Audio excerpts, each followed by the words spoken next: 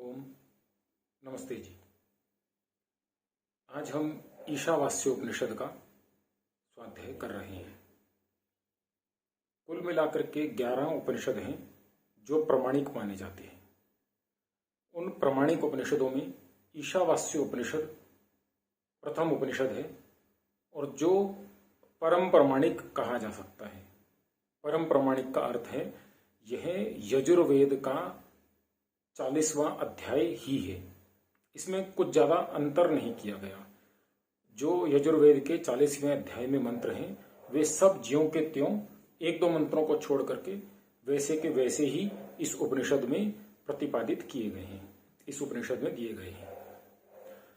तो यह ईशावास्य उपनिषद जो है यजुर्वेद का 40वां अध्याय है। इसके अतिरिक्त 10 उपनिषद और हैं। जैसे पहला है ईश, दूसरा केन, फिर कठ, प्रश्न, मुंडक, मांडुक्य, ऐत्रेय, तैत्रेय, छांदोग्य, बृहदारण्यक। ये 11 उपनिषद हैं जो प्रामाणिक माने जाते हैं। इसमें हम सबसे पहला उपनिषद ईशावास्य उपनिषद पढ़ रहे हैं। इसमें कुल मिलाकर के 18 मंत्र हैं।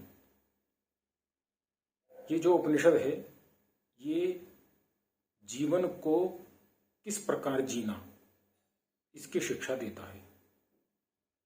हमारे जो महापुरुष हुए हैं उनमें से कुछ महापुरुषों का कहना यह भी था कि अगर आर्यों के, जिन्हें आज हिंदू कहा जाता है, इनके सभी वैदिक ग्रंथ, सांस्कृतिक ग्रंथ नष्ट हो जाएं तो केवल एक उपनिषद बच गया तो भी ये अपने जीवन में वो धार्मिकता वापस ला सकते हैं। और उपनिषदों में यदि एक ईशावास्य उपनिषद भी बच गया तो भी ये वापस अपने संस्कारों को, अपनी संस्कृति को खड़ा कर सकते हैं। तो ये ईशावास्य उपनिषद है, इसका इतना महत्व है। और ये वेद ही है, इसीलिए इसे मंत्र कहा जाता है। वेदों में से जो हम पढ़ते हैं उसे मंत्र कहा जाता है। वेदों के अतिरिक्त जो कुछ भी है उसे श्लोक कहा जाता है। तो यह वेदों के मंत्र ही हैं। 18 मंत्र हैं। इसमें बताया गया है कि ईशावास्यम इदम सर्वम, ईश्वर सब जगह है। ईश्वर के द्वारा ही ये संसार, ये धन संपत्ति, भोग, साधन, हमारे बंधु बांधव, हमारे रिश्ते नाते सब ईश्वर के द्वारा दिए गए हैं। उसका हमें त्याग पूर्वक भोग करना चाहिए, लालच नहीं करना चाहिए। फिर कहा गया है कि ये जो ईश्वर है, यह ईश्वर, दूसरे मंत्र में कहा गया है कि वह ईश्वर जो है वह इंद्रियों के द्वारा प्राप्त नहीं हो सकता। वह ईश्वर एक ही है, सर्वव्यापक है, गति नहीं करता और गति ना करते हुए भी गति करते हुए को पीछे छोड़ देता है, क्योंकि वो सब जगह पहले से ही व्यापक है, सर्वव्यापक है। फिर इस मंत्र में विद्या, इस उपनिषद में विद्या और अविद्या के बारे में बताया गया है। विद्या क्या है और अविद्या क्या है। कर्म उपासना अर्थात कर्म और उपासना को विद्या कहा गया है, अविद्या कहा गया है। और ज्ञान जो है, जो आंतरिक क्रिया विशेष है, उसे विद्या कहा गया है। विद्या का फल क्या होता है, अविद्या का क्या फल होता है, उसके बारे में बताया गया है। फिर हम जो जीवन जीते हैं वो जीवन जीने में हम केवल अपना, अपने परिवार का, अपने बहुत अधिक सोचें तो अपने सगे संबंधियों का, बंधु बांधवों का ही ध्यान रखते हैं, उनके बारे में ही सोचते हैं। समाज और संसार के बारे में हम कुछ नहीं सोचते। तो ऐसे लोगों को क्या पुण्य मिलता है, क्या पाप मिलता है, किस प्रकार का पुनर्जन्म मिलता है, किस प्रकार उनका जीवन होता है, क्या क्या हानि उनकी हो सकती है, ये सब इसमें बताया गया है। उसके पश्चात इस उपनिषद में बताया गया है कि मनुष्य का जीवन जो है नश्वर है, कभी भी समाप्त हो सकता है, और जो हमारा शरीर है यह शरीर कभी भी आत्मा से रहित हो सकता है, अर्थात इसकी मृत्यु हो सकती है। तो इसके बारे में कहा गया है भस्मांतम शरीरम, अर्थात इसे भस्म करना ही सबसे उत्तम है। अर्थात मृत्यु के पश्चात इसे गाड़ना और इसके साथ अन्य क्रियाएं करना वो ठीक नहीं है, सही नहीं कहा गया उपनिषदों में। उसे भस्म करना ही उत्तम है। उसके पश्चात ईश्वर को पूषण, कर्षे, यम, सूर्य, प्रजापति इस प्रकार नामों से पुकारा गया है। संबोधन ईश्वर को इन नामों से किया गया है कि हे ईश्वर, आप हमें पोषण देने वाले हैं, हमें नियम में चलाने वाले हैं, आप हमारे जीवन को सही गति दें, सही मार्ग पर चलाएं। इस प्रकार ईश्वर से मंत्र में यह प्रार्थना की गई है। उसके पश्चात बताया गया है कि यह जो संसार है यह हिरण्यमय पात्र है, अर्थात ये जो संसार है यह बहुत फंसाने वाला है हमें।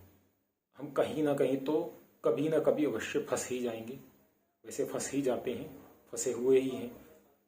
तो उसमें से कैसे निकलना है, निकलने का मार्ग क्या है, निकलने के पश्चात क्या मिलेगा और ना निकलने से क्या मिलेगा, ये इस बारे में बताया गया है। हिरण्यमेण पात्रेण सत्यस्य अपिहितम मुखम तत्वम पूषण पावृणु सत्य धर्माय दृष्टये। जो सत्य है उसके दर्शन करो, उसे देखो, उसे पहचान करो, उसके अनुसार जीवन को चलाओ, उसे मानो, उसे जानो, उसे जीवन में धारण करो। ये इस मंत्र में बताया गया है। उसके पश्चात फिर जो अंतिम मंत्र है, अग्नेनये सुपथाराय अस्मान विश्वानि देव वयुनानि विद्वान युयोधस्मज्जुहुराण मेनो भूयिष्ठान ते नमः उक्तिम विधेम। ईश्वर को अग्नि नाम से संबोधित किया गया है।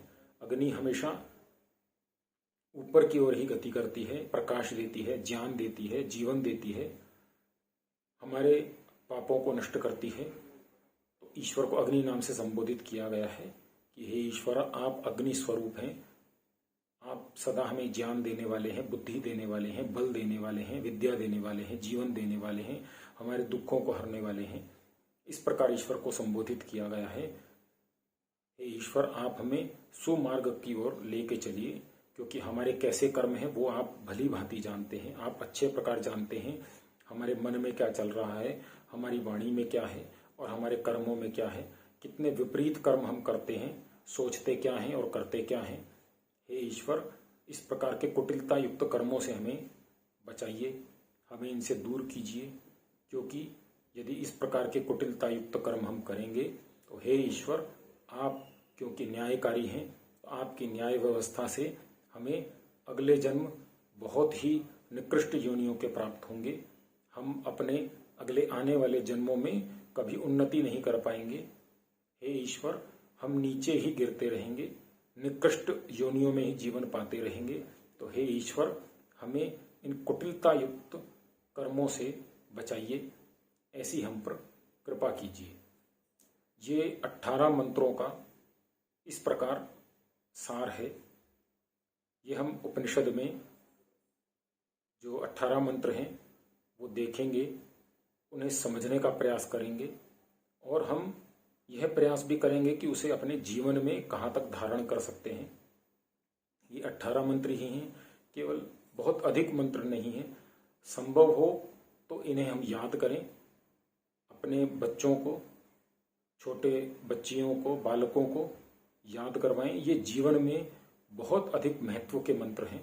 बहुत अधिक जीवन को जब हम अटक जाते हैं कहीं पर, कहाँ चलना, क्या करना, क्या नहीं करना, तो ये हमें ज्ञान देते हैं, रास्ता दिखाते हैं, मार्ग दिखाते हैं कि जीवन में गति किस प्रकार करना। इन मंत्रों पर चिंतन मनन करने की आवश्यकता है। केवल एक बार सुन लिया और उसको छोड़ दिया, तो उससे हमें ज्यादा उसका प्रभाव हमारे ऊपर नहीं पड़ेगा, ज्यादा ज्ञान हमें नहीं मिलेगा उसका। तो उसके ऊपर कार्य करने की आवश्यकता है, अर्थात वो जो मंत्र हम पढ़ेंगे, सुनेंगे, उनके ऊपर चिंतन करने की आवश्यकता है, उनके ऊपर सोचने की आवश्यकता है। जैसे अग्नि है, अग्नि सभी को मालूम है क्या होती है अग्नि, परंतु उसके ऊपर और विचार करने की आवश्यकता है कि अग्नि को ईश्वर ही क्यों कहा गया है। अग्नि तो ईश्वर नहीं है क्योंकि जड़ है, ईश्वर चेतन है, तो अग्नि को ईश्वर के रूप में क्यों कहा गया है, उसका कारण जो है वो हम सोच सकते हैं। अग्नि ज्ञान देती है, ऊपर बढ़ती है, हमें जीवन देती है, जठर अग्नि हमें जीवन देती है। इस प्रकार हम उस पर चिंतन कर सकते हैं, तो हमारा ज्ञान बढ़ेगा, बुद्धि बढ़ेगी और हमें उससे प्रेरणा मिलेगी। तो ये इन मंत्रों का सार हुआ। आगे हम 18 मंत्रों का स्वाध्याय करेंगे और अपेक्षा करता हूं उन्हें अपने जीवन में धारण करेंगे, और यदि पूरे 18 नहीं तो कुछ मंत्रों को याद करने का प्रयास अवश्य करेंगे।